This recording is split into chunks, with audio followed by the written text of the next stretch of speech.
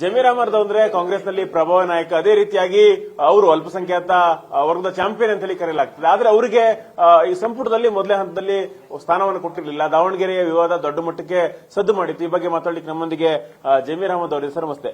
ನೀವು ದೊಡ್ಡ ಮಟ್ಟದ ಪ್ರಭಾವ ನಾಯಕ, ಆದ್ರೆ ಫಸ್ಟ್ ಲಿಸ್ಟ್ ಅಲ್ಲಿ ನಿಮ್ಮ ಹೆಸರು ಬಂದಿರಲಿಲ್ಲ.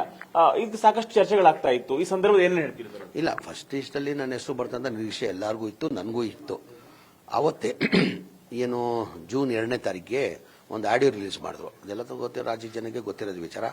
ಆ ಹಿನ್ನೆಲೆ ನನಗೆ ಹಿನ್ನಡೆ ಆಗಿರೋದು ನಿಜ. ನನಗೆ ನಾನು 2ನೇ ಲಿಸ್ಟಲ್ಲಿ ನನ್ನ ಹೆಸರು ಬರ್ತಾ ಅಂತ ನಾನು ನಿರೀಕ್ಷೆ ಇಟ್ಕೊಂಡಿದ್ದೀನಿ. ಅಂದರೆ ಈಗ ನಮ್ಮ ಪಕ್ಷ ಹೈಕಮಾಂಡ್ ಪಕ್ಷ. ಈಗ ಪಕ್ಷ ಏನು ಜವಾಬ್ದಾರಿ ಕೊಡ್ತಾರೆ ಅದಕ್ಕೆ ನಿಭಾಯಿಸಕ್ಕೆ ನಾವು ಸಿದ್ಧ. ಈಗ 3 ವರ್ಷ ನನ್ನ ಮಂತ್ರಿಯಾಗಿ ಜವಾಬ್ದಾರಿ ಕೊಟ್ಟಿದ್ರು, ಮಂತ್ರಿಯಾಗಿ ಕೆಲಸ ಮಾಡಿದ್ದೀನಿ ನಾನು. ಈಗಿಲ್ಲಪ್ಪ ನೀನು 2 ವರ್ಷ ನೀನು ಪಕ್ಷಕ್ಕೆ 2028 ಚುನಾವಣೆ ಬರ್ತದೆ, ಪಕ್ಷದ ಕೆಲಸ ಮಾಡೋದು ಪಕ್ಷ ಕೆಲಸ ಮಾಡೋಕ್ಕೆ ಸಿದ್ಧ ನಾನು.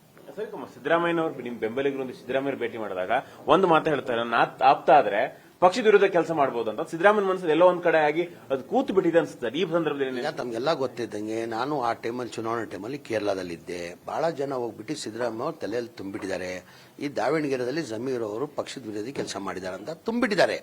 ಹಾಗಾಗಿ ಅವ್ರು ಹೇಳಿರೋದು ನಿಜ. ನಾನು ಅದಕ್ಕೆ ಹೋಗ್ಬಿಟ್ಟು ಮನೆ ಸಿದ್ದರಾಮಯ್ಯ ಹತ್ರನೂ ಮಾತಾಡಿದ್ದೀನಿ, ಸುರ್ಜೇವಾಲ ಹತ್ರನೂ ಮಾತಾಡಿದ್ದೀನಿ, ಮಾನ್ಯ ಮುಖ್ಯಮಂತ್ರಿಗಳಾದಂಥ ಡಿ ಕೆ ಶಿವಕುಮಾರ್ ಸಾಹೇಬ್ರ ಹತ್ರ ಮಾತಾಡಿದ್ದೀನಿ, ಆಮೇಲೆ AICC ಅಧ್ಯಕ್ಷ ಆದಂಥ ಖರ್ಗೆ ಸಾಹೇಬ್ರ ಹತ್ರನೂ ಮಾತಾಡಿದ್ದೀನಿ, ವೇಣುಗೋಪಾಲ್ ಅವ್ರ ಸುರ್ಜೇವಾಲ್ ತವ ಅಧ್ಯಕ್ಷ ಆದಂಥ ಹರಿಪ್ರಸಾದ್ ತವ ಎಲ್ಲರ ಹತ್ರನೂ ಕೇಳ್ಕೊಂಡಿದ್ದೀನಿ. ನಾನು ದಾವಣಗೆರೆ ವಿಚಾರದಲ್ಲಿ ನಾನು ತಪ್ಪು ಮಾಡಿ ದಯಮಾಡಿ ನನ್ನ ಕ್ಷಮಿಸಿ ಅಂತಲೂ ಕೇಳ್ಕೊಂಡಿದ್ದೀನಿ. ಸರ್, ಈಗ 2ನೇ ಸಂಜೆ ಮೀಟಿಂಗ್ ಇದೆ, 2ನೇ ಪಟ್ಟಿಯಲ್ಲಿ ನಿಮ್ಮ ಹೆಸರು ಇರಬಹುದು ನಿರೀಕ್ಷೆ ಇದೆಯಾ? ಸಿಕ್ಕಿಲ್ಲ ಅಂತ ಹೇಳಿದ್ರೆ ನಿಮ್ ಸ್ಟ್ಯಾಂಡ್ ಏನಾಗಿರುತ್ತೆ ಸರ್? ಇಲ್ಲ, ನಾನು ಹೇಳ್ದಿಲ್ಲ, ಅದಕ್ಕಿಂತ ಮುಂಚೆ ಹೇಳಿದ್ದೀನಿ. ನಾನು ಈಗ ಮಂತ್ರಿಯಾಗಿ ಇರ್ಬೇಕಂತ ಇಲ್ಲ, ಪಕ್ಷ ಏನ್ ಜವಾಬ್ದಾರಿ ಕೊಡ್ತಾರೆ ಆ ಜವಾಬ್ದಾರಿನ ನಾನು ನಿಭಾಯಿಸ್ತೀನಿ.